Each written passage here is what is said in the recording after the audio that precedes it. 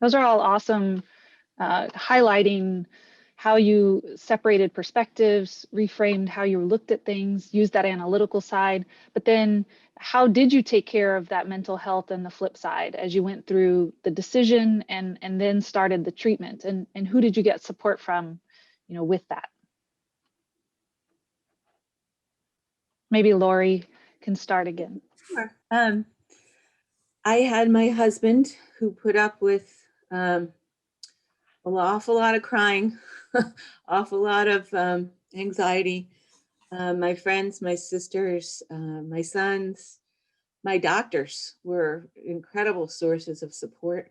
The resources from Beacon and other sources, all of that was really important. And the help of an excellent psychiatrist at my cancer center who helped me with what Dr. Taylor said, that reframing, that, she would tell me things like, this is bad. No one wants to trade places with you, but cancer has an answer and some things don't. You might not like the answer, but there is something, there are people that can help you that have been here before that can guide you. And so she tried to get me to adopt more of Doug's approach, which was, this is not good, but this is something that you can do. And so, yeah, learning how to, sometimes I get very tired of that reframing effort and I just want something good to happen that doesn't require me to say, well, it's not as bad as it could be. But obviously the pandemic and our political situation has made us all, somewhat expert in making those mental adjustments. So yeah, meditation, endless talking, lots of researching, and then finally saying, I trust my doctor. You gotta do what and see if you're strong enough to do it. So basically anything I could think of. Thanks for that. And Rick and Sue, can you talk about working together, supporting each other, making a decision, and how that role helped you make the decision? So when sorry, my dog is back. When I was asked to be part of this panel, I had to sit down and put myself back in time and kind of relive what my emotions were during this period. So I kind of came up with 3 points that stood out in my mind as Rick's support person when we were deciding what to do about his cancer. So first, I was thinking that, sometimes spouses or your support person, you differ on the way you're going to process things in this situation. For example, when we were going through the decision-making process, my way was to find out as much information as I could. I was on the computer constantly, in the chat groups, whatever. And of course, from our doctor. Rick was more focused on what the doctor said. He did not want to talk at all about anything else related to the bladder cancer. And this was unusual because in our relationship, he's the engineer, right? He likes to, figure things out. So this was very, very unusual. And it was like, what's going on? So therefore, knowing all that, I realized I had to rely on other things. So like my faith, I had to share my fears and concerns with my family, good friends, some coworkers, and not Rick at that time. Why? Because I guess I felt he didn't want any more information than was necessary to make the decision. And also, I felt like I needed to remain positive and hopeful for him. So it was important for me to have my own outlet. Secondly, when we were making the decision, I was really focused for a desire for a positive outcome, which drove most of my decision making. So as I said, I wanted to get as much information as I could, because for me, whatever gave him the highest survival rate was my goal. I wanted my husband. I did not think of this at that time. So when I was sitting thinking, I was looking back, but I believe a lot of this motivation for all this information was a feeling of a fear of the unknown for him and us, because the BCG treatments didn't work. And I was feeling real helpless in this situation. But at the end of the day, the doctor presented all the options. And we thought there was no better alternative for him than the cystectomy. And lastly, is a point I want to make is once we made the decision, I felt like it was very important for me to show confidence before, during, and after the surgery that it was a right decision. I believe because some people may have misgivings about the choice that they're making. But personally for us, I know Rick did have regrets, as we'll talk about later. So as a support person, I felt it was important to listen, but consistently emphasize that he had made the right decision with the information we had. Positive reinforcement, even when it's just being a cheerleader, makes such a difference. That's awesome. Thanks for sharing. Talk about other things that were important to you in making a decision. What else did you consider, Doug? Please unmute, Doug. Thank you so much. Yeah, when I think about this particular decision, I think about it like a continuum. And imagine, if you will, on one end of that continuum is quality of life. In other words, life doesn't change. It's just as you're living it today. You're living a fantastic life and nothing alters it. The other side of the continuum is survivability. And I think you have to decide on that continuum, where are you in your life? And you've heard, I think some people say, look, the most important thing is survivability. You know, and I think that's fair. I mean, people obviously want to live and see grandkids and everything else. So that's an important, and that would push you to one side of that continuum. I think you've heard from me today, a big part of my life and my wife's life, she's a wonderful caregiver, by the way, too, is all of our outdoor things we like to do. And we're very active people, always on the go. And so that shoves me more towards the quality of life side of things. So I think it's a personal decision. You have to kind of look and see where you are on that. And then that'll dictate what type of decision you make. And as you've seen, for me, it's pushed me more towards the, shall we say, the medicinal answers to this disease. I'm fully prepared. I must say, though, I have to say that if it comes to the point that none of the medicinal alternatives continue to work, I'm certainly prepared to face a radical cystectomy if it comes to that. But I want to exhaust my alternatives, if you will. And the comfort for me, I will share with everybody, is that I think you need to be diligent. You have to stay on top of this disease. It grows at different rates in different people. I feel confident with my urologist, a wonderful doctor, Dr. John Gore, that our surveillance of this disease is thorough. And if anything were to change, anything were to go dramatically different, we would be on top of it before it was life-threatening. So those are some of the things I think that help me live with the decisions I've made and the future decisions I will have to make. So just like I said, it's very personal. I think you need to evaluate your situation, what's important to you, and then decide on the appropriate treatment with that. I think there's been some mention during these discussions about seeing multiple doctors and getting other opinions. And I want to emphasize that that is considered an important step to take and is not regarded by those of us who are on the treating side as offensive or concerning. And in a disease like this, that is a more rare entity, is not as common as other forms or states of bladder cancer, it can be a real game changer to get additional information from other specialists. So Jennifer, this is Doug again. Thank you for bringing that up. I actually had a note here I wanted to share with people because I have a real live example of how important that it is to seek a second opinion. Like Lori, during my treatment and CT scans, they discovered some nodules or some little objects on my lung, one of my lung lobes.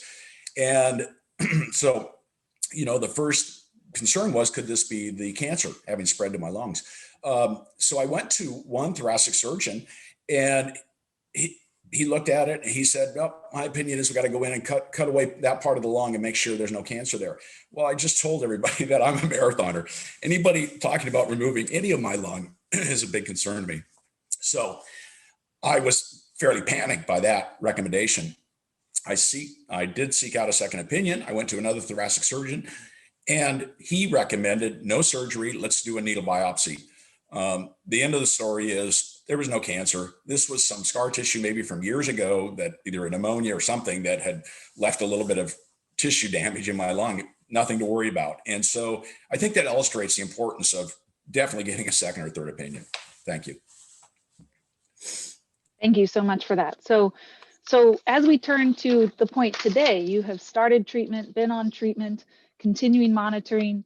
Do you have regrets about the decision that you made, and how did that occur, and how did you handle it? Maybe we'll start with Rick. Yeah. So for me, as I've spoke, my timeline was pretty quick. I went to see a urologist in September of 2018, and in May 14th, 2019, I was having my bladder removed. So it was a whirlwind period in my life, and during that time, I like I said before, I was really analytical about it, and I didn't even have a lot of time to think. But then after I went through my radical cystectomy, and I had another goal, and that was to physically recover, because I'm very active. I cycle, I cycle crazy amounts of distances. 100 miles is no big deal for me. But anyways, I wanted to really get recovered. But then after recovery, I had a lot of time to think and reflect back on what happened. And at that point, I really started to have a lot of regret. And I started really second guessing myself. Did I do the right thing? Did I do the right thing? And that just kept in my mind, that kept going on and on. And at this point, I really started to do a real lot of research. Prior to my, when I got my cancer, I did a lot of research. But at this point, I was on the computer a lot, and I was reading everything. And every time I read something, I would be reading a lot about people's experiences with this. And, they would have the same thing I did, and they were able to come through it and keep their bladder. And I was like, wow. And then new drugs were coming online, new therapies were coming online, and it was really tough. And then also during the first 6 to 8 months of my operation, I was having a lot of issues with my appliances. And, that's a pretty personal thing. And, everybody reacts to it differently. And for me, I've never really cared about, body image or anything like that, but it really hit me. Body image was really there. And, being out and having an issue with appliances, it embarrassed me. It didn't embarrass Sue here. She was just fine. She was like, come on, let's go. And I'm like, and I just had just a hard time with that. So after about 8 weeks, when I finished my physical recovery, I started to have thoughts of regrets, like I said. And the previous year had been spent with a lot of emotional highs and lows, but always something to achieve. And that helped occupy my mind, because there was always a goal. There was always a carrot in front of me to grasp. And so that was really, really tough. And then I started asking, I was left wondering a lot of things, and sometimes it's so funny, because last night I was on a call with the area bladder cancer support group. And there was a Dr. Inman was on there from Duke, and he was talking about the 3 questions that people ask when they get bladder cancer. Me, I asked these questions after I had my bladder out, which was kind of crazy, So, why did this happen to me? When it did, did I make the right choice? Will I ever get better? And what is my new normal? And that was my process during this time. And I didn't handle it very well in the beginning. And I wasn't probably the best person to be around. But I was able to discover various methods to help me during this time. And one such was a clinical trial that incorporated meditation and contemplation for an 8-week period for cancer patients. And it was put on by the University of Hawaii. And that was just beyond phenomenal. I mean, it was, it put my mind at ease, and it taught me how to be able to relax and just relax my mind, which was really big. Another thing that, and I found that really helpful in I'm continuing that today, Also, my pastor and church family were really, really helpful. And I had two really good close friends that were good listeners. And that's all they did was listen. But really, the person that helped me the most is sitting next to me right now. You know, you heard from her, her perseverance, her honesty, her honesty. No one cares about this. You're the only one that cares about this. No one else does. I've heard that 100,000 times, and I just treasure that every time I hear it. And her positive attitude. So with all that support system in place, my emotional and mental state really started to improve. And for everyone that's listening, I know you've probably, maybe if you've been on Inspire and read this, it does get better. And it's pretty tremendous how it almost is like a light switch. And I can't tell you the exact date. I can't tell you the exact time, but it does. And you just start to feel comfortable. And I mean, that's where I'm at now. And I'm just, I have a new normal, but hey, you see me walking down the street, you never know. Thank you for sharing that. I think the mention of mindfulness and meditation by several of you is really crucial and speaks to the importance of that mind game that you need to get through it and to be a survivor. Doug, do you want to share if you had any regrets and how you're feeling today on treatment? Sure, Jennifer. I guess I want to share with everybody kind of my personal philosophy just about life in general. And I always refer to my looking ahead as forward thinking. I'm a real forward thinker. I learned long ago, I can't ever undo what's happened. Whatever it is, it's happened. And so I don't lose sleep. I don't dwell on it. I just know that looking in the rearview mirror doesn't help me in my drive ahead. So I'm always, I guess, assured by that attitude of looking ahead, whatever the decision is. I mean, if I had a cystectomy, I would still approach it the same way and say, okay, I'm going to have other decisions ahead. I've got to make those. So let's look ahead. So I always want to prepare myself and be ready for those decisions. And that's why I encourage everybody to spend a lot of time now before you get to that fork in the road, so that when it comes, you're ready to make that decision. So I guess, no, I haven't had regrets. And I don't regret anything that happens in my life, because I always figure I have control over the next decision that I'm about to make. So that's just a personal philosophy. Thank you. Thanks for sharing. Lori, do you want to talk about any regrets and how you're doing today? Sure. I'm doing well. I'm still a work in progress. It's been about 9 months since my cystectomy, and then about 3 months since my lung cancer surgery, and I'm having a hip replacement in a couple of weeks. So, and my son has reminded me that you don't have to, there's no award for having the most surgeries in a particular calendar year, but and that was not my intention, believe me. Emotionally, so I'm still physically, I'm still adjusting. I'm adjusting to the way my body looks and the way it functions now, and getting used to, as Rick said, going out in public, and it's a process. It really is. Emotionally, I'm just in a much better place. The crippling anxiety that I felt from my initial diagnosis has more or less subsided. And I guess I would add to Doug's, I like Doug's continuum idea a lot.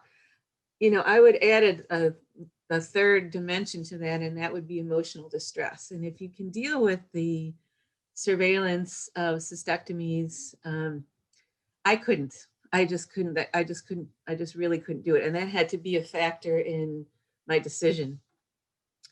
But yeah, I don't have any regrets. I wish it didn't happen. I will never be one of those people that said cancer was the best thing that ever happened to me. It certainly wasn't. But I'm stronger than I thought I was, and I'm very much at peace with what I've been through. I'm proud of myself. I have learned to ask for help and support, and I'm just happy to be here and be a part of this discussion with other people that have, faced know exactly what this is all about. So I'm really, really thrilled to be a part of this. Well, we are happy all of you are here. And I want to thank each of you for joining us and sharing things that were so intimate and so important and sort of life-changing for each of you. So thank you to Lori and Doug and Rick and Sue. I also want to thank our webinar co-sponsors, Beacon and the Cysto Study. Beacon, as I've learned personally, is an invaluable resource for patients with bladder cancer. And we encourage you to visit their website at bcan.org to access resources. There's information on different types of treatment, finding support, learning about ongoing trials in bladder cancer, and getting involved in the bladder cancer community. The Cysto Study is also actively enrolling patients who have non-muscle invasive bladder cancer that has returned after a first treatment with BCG. And the Cysto Study website listed here is cystostudy.org. It has more information on who is eligible to participate in the study.